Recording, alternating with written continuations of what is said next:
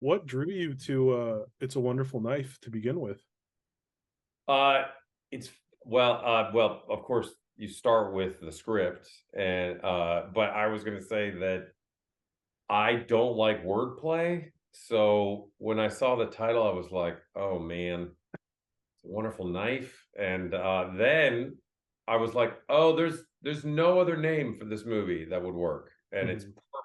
it's a perfect title because it's a comedy horror holiday movie, and it is using the same mechanism that It's a Wonderful Life did. So it was the perfect name. And then I read the script and I was like, this seems like it would be really fun. And they were very nice to offer me the role. And then so that's yeah, I thought the writing was good and the story was really good. So I was like, yeah, I'm in. And I ran up to Canada, and we shot it pretty quick, the schedule was really tight. Oh, okay. That's interesting. And in that tight schedule, you're playing two versions of one character. So Yeah. what was the process of portraying that same character so vastly different in two ways like? Well, I think Tyler McIntyre, our fearless director, who was outstanding, um, he really guided those things and made it very easy to navigate the difference. And the first version is kind of almost like a Hallmark dad, and then you dive into the noir version and or noir, and that it was so with Tyler's help, it was easy. I mean, it wasn't hard to make those transitions, and the scenes are really intense in the Mhm. kind of the darker side. And Jane is such a movie star that it was easy to be her scene partner. It was great, and so I had a blast, and it was a really good challenge. Yeah, I wanted to ask about the darker one because a lot of your roles you're very like charming, funny, outgoing guy, but then here you're this grieving, very intense, kind of menacing character. So was it difficult getting in that headspace, or was it a fun challenge? What was that like? Yeah, it was a fun challenge, and like with the different kind of what level to bring it in, like how intense and how those sorts of things, which Tyler really helped clarify. And but I think the scene with Jane where it's just her and I talking really helped kind of establish the rest of that journey, but helped go like, all right, so this is where this guy is. And then yeah, again, you get people like Justin Long in it who are he's extraordinary. And so it really does blend. I think it does blend well. You get terrified, you laugh, and then you go back to being terrified. So I that's in these comedy horror genres, holiday movies, that's the laughs have to be as big as the scares and the terrifying parts. Agreed. And speaking of Justin Long, he's so great at being these like abrasive but entertaining characters, especially in horror movies. He's been on a roll with that. So how was Yeah, acting opposite to him in this genre? What was that like? he's one of the best actors I've ever acted with, and he's so good. He's so funny. But yeah, as you just mentioned, Barbarian. My 15 and 8-year-old just saw Barbarian and they loved it, and he, that guy just has talent coming out of his ears, Mhm. and it was just such a pleasure to work with him, and I hope someday it happens again.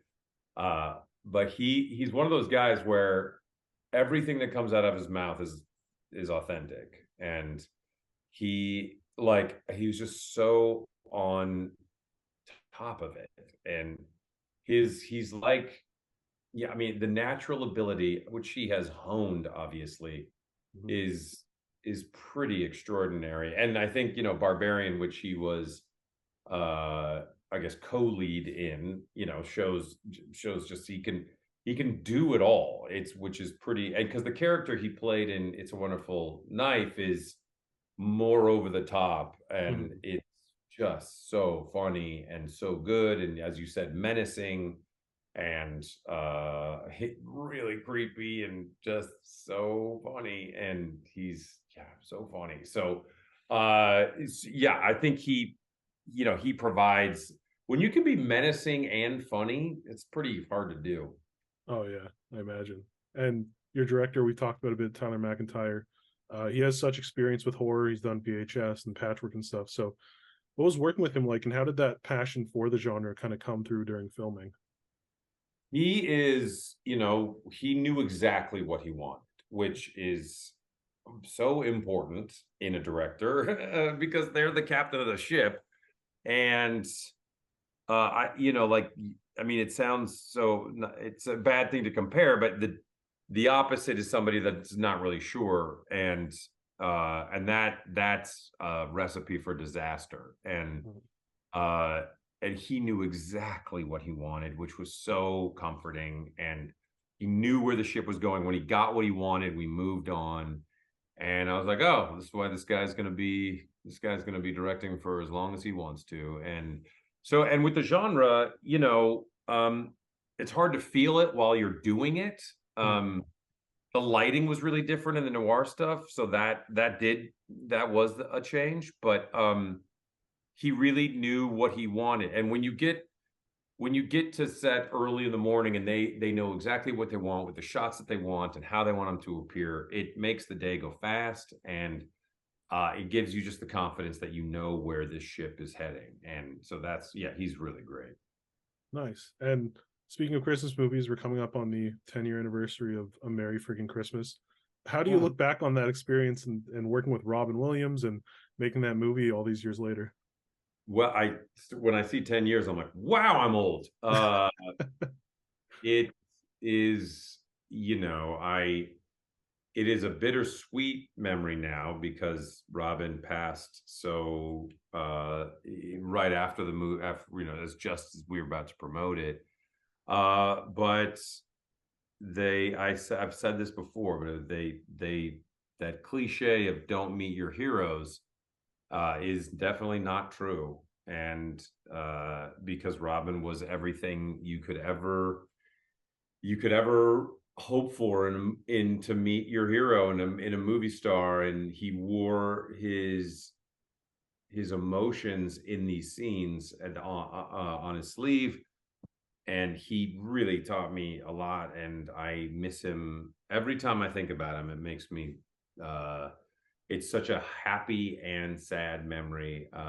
What a gift to the planet. And it was like, I saw Lauren Graham last night, and literally last night, and we're like, wow, it's yeah, we're very lucky. I don't know how the movie's not necessarily the greatest, but boy, I got to spend time with Robin Williams and Lauren, and so I was like, I'll take that any day of the week. Absolutely. And my last question, the community movie's coming up, but I want to know, what are you most excited about for getting production on that started with everybody again? I think the most I'm looking forward to is hanging out again. I mean, of course, we get to make a really great Dan Harmon movie, but seeing those people again, really, they are like family. And after we did that table read during COVID, I was very emotional, and I realized how much I miss those folks, and what a special time that was. And uh, yeah, I can't wait to just sit around that table again and see everybody. And I'll cry like a baby when it's over.